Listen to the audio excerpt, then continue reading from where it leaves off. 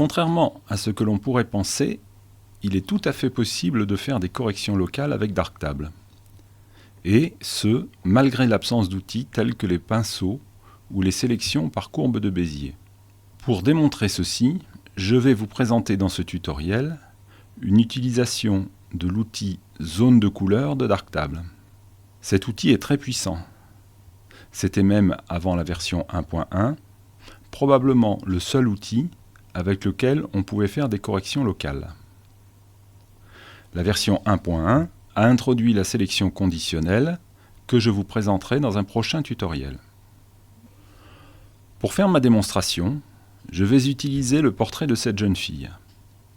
Il a été réalisé en conditions d'éclairage naturel et il présente un gros défaut de colorimétrie, car une partie de la pièce était éclairée par la lumière du jour, alors que l'autre partie était éclairée par des tubes fluorescents.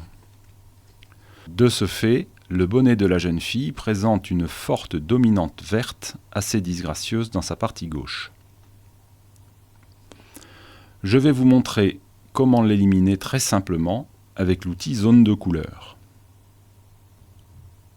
L'outil se trouve dans l'onglet Module de couleur. Il est lui-même subdivisé en 3 onglets. Un pour ajuster la luminance, un autre pour ajuster la saturation et le dernier pour ajuster la teinte. Il dispose également d'un bouton pipette et d'une liste déroulante qui permet de choisir la façon dont on va sélectionner la zone de couleur, soit en fonction de sa teinte, soit en fonction de sa saturation, ou soit en fonction de sa luminance. Je vais mesurer la zone verte du bonnet. Pour cela, je vais opter pour une sélection par teinte, ce qui est la valeur par défaut. Puis, je clique sur le bouton pipette. Cela va activer la pipette avec son mode de fonctionnement par défaut, c'est-à-dire une sélection par point.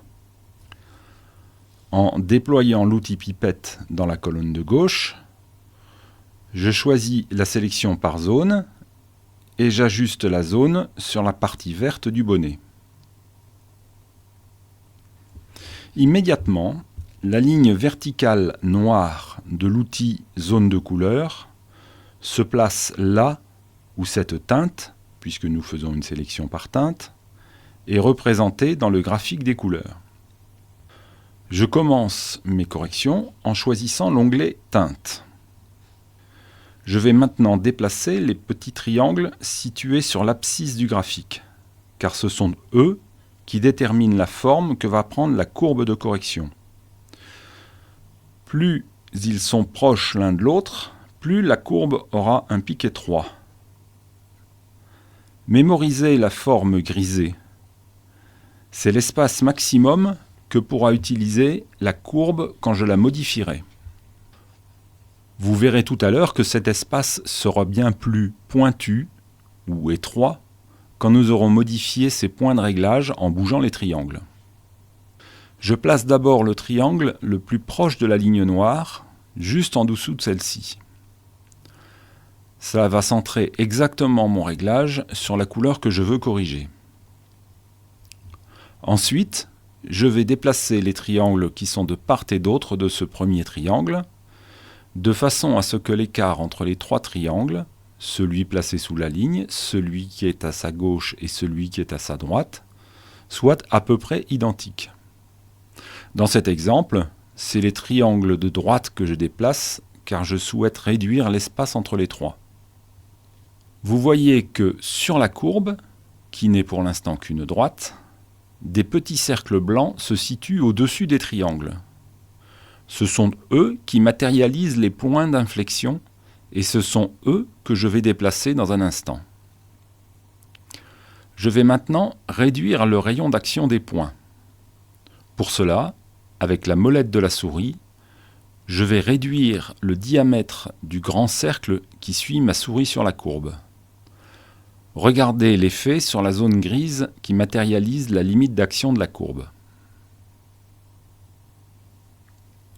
Ceci fait, je vais maintenant pouvoir déplacer le point de la courbe situé juste sur la ligne noire.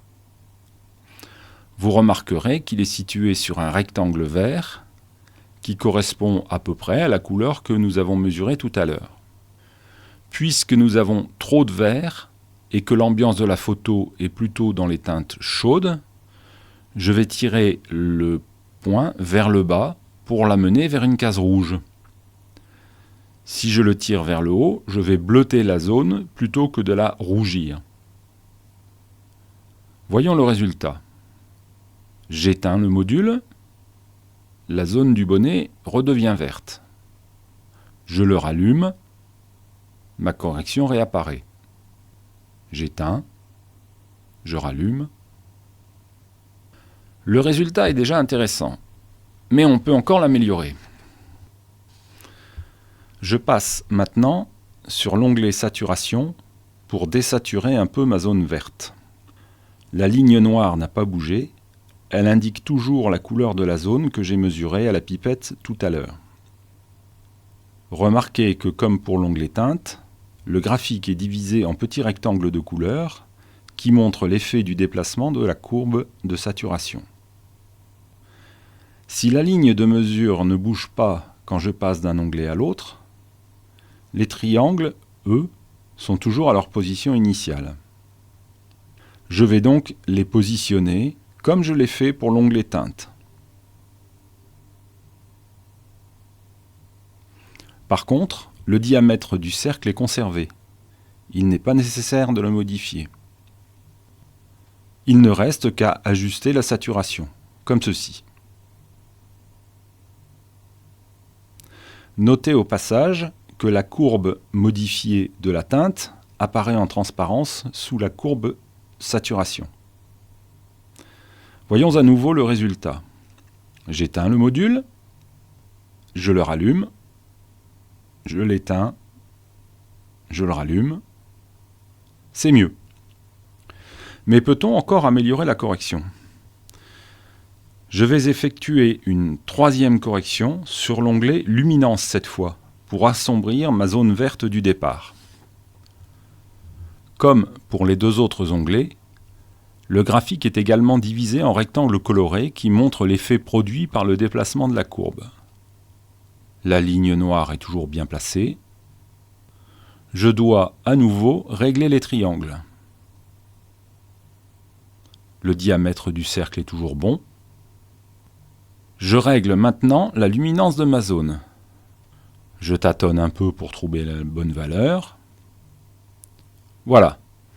Cette fois, le résultat me plaît. Voyons le résultat final.